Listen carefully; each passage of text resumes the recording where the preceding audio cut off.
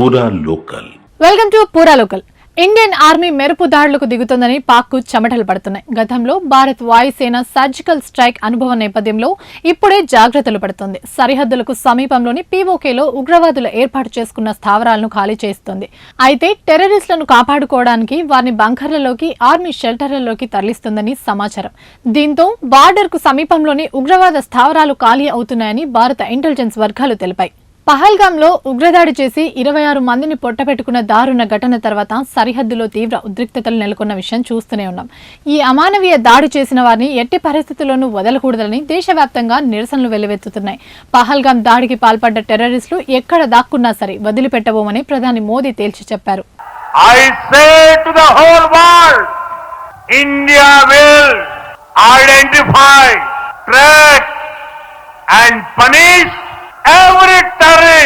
ఈ క్రమంలో పాక్ ఆక్రమిత కాశ్మీర్లో టెర్రరిస్టుల కదలికలపై ఇంటెలిజెన్స్ వర్గాలు నిఘా పెట్టాయి. పీఓకేలో కొన్ని టెర్రర్ లాంచ్ ప్యాడ్లను గుర్తించారని, వాటిపై నిరంతర నిఘా పెట్టినట్లు అధికారులు తెలిపారు. అయితే ఈ స్థావరాలు ప్రస్తుతం ఖాళీగా మారాయని, పాక్ సైన్యం టెర్రరిస్టులను అక్కడి నుంచి సురక్షిత ప్రాంతాలకు తరలిస్తుందని పేర్కొన్నారు. పాక్ ఆక్రమిత కాశ్మీర్లోని కీలక ప్రాంతాల నుంచి టెర్రరిస్టులను తరలిస్తున్నట్టు సమాచారం. సరిహద్దులు దాటి భారత్లోకి చొరబడేందుకు ముందు టెర్రరిస్టులకు ఆశ్రయం కల్పించడంలో ఈ స్థావరాలు కీలకమని అధికార వర్గాలు చెప్పాయి. ఇలాంటి అనువైన ప్రదేశాల నుండి టెర్రరిస్టులను ఉన్నట్టుండి వేరే చోటికి తరలించడం అంటే సర్జికల్ స్ట్రైక్ భయమే కారణమై ఉంటుందని పేర్కొంటున్నాయి.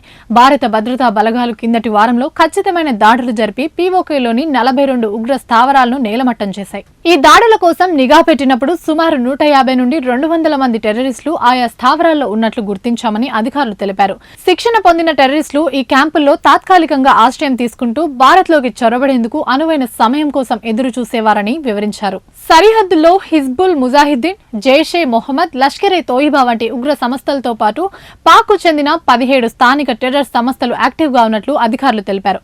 ఇందులో ఒకటైన లష్కరే తోయిబా అనుబంధ సంస్థ ది రెసిస్టెన్స్ ఫ్రంట్ కు చెందిన 6 టెర్రరిస్టులు ఈ నెల 22న బైసరన్ వ్యాలీలో కాల్పులు జరిపి 26 మంది పర్యాటకులను బలి తీసుకున్నారు.